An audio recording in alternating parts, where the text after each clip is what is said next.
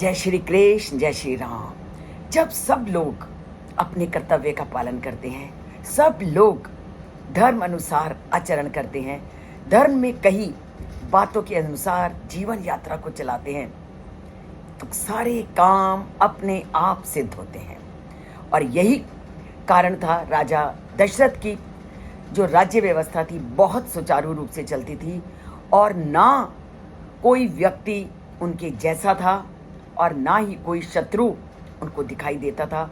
इसी तथ्य का वर्णन करते हुए वाल्मीकि अपने आज के श्लोक में कहते हैं, ना अधिगच्छत विशिष्टम व तुल्यम व शत्रुम आत्मनः मित्रवान नत सामंतः प्रताप हत कंटकः सा सशास जगत राजा दिवि देवपति यथा।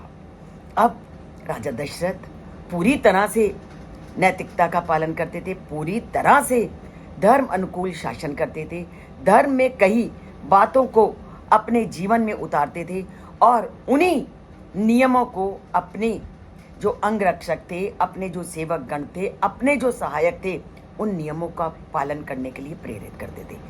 जब राजा खुद धर्म अनुकूल व्यवहार करेगा, नीति का आश्रय लेगा, तो उसके जो सेवक हैं, उसके जो सहायक हैं, वो भी उन्हीं गुणों का पालन करेंगे।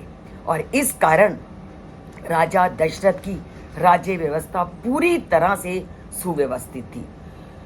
पूरी धरती पर कोई भी ऐसा व्यक्ति नहीं था जो राजा दशरथ से बढ़कर हो, और ना वह तुल्यम, और ना ही कोई ऐसा व्यक्ति था जो राजा दशरथ के तुल्य हो, अर्थात राजा दशरथ के समान हो।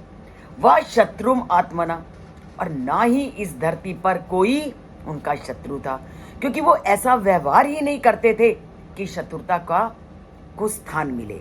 जब आप नीति का पालन करोगे, लोगों का ध्यान रखोगे, पूरी तरह से सत्य का आचरण करोगे, तो शत्रु के होने की तो संभावना ही नहीं।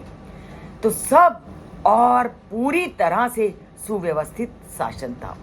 तभी कहा मित्रवान नत सामंता, पूरी तरह से वो सभी के साथ मित्रता का व्यवहार करते थे और सभी लोग एक दूसरे के भावों का, एक दूसरे के विचारों का सम्मान करते थे।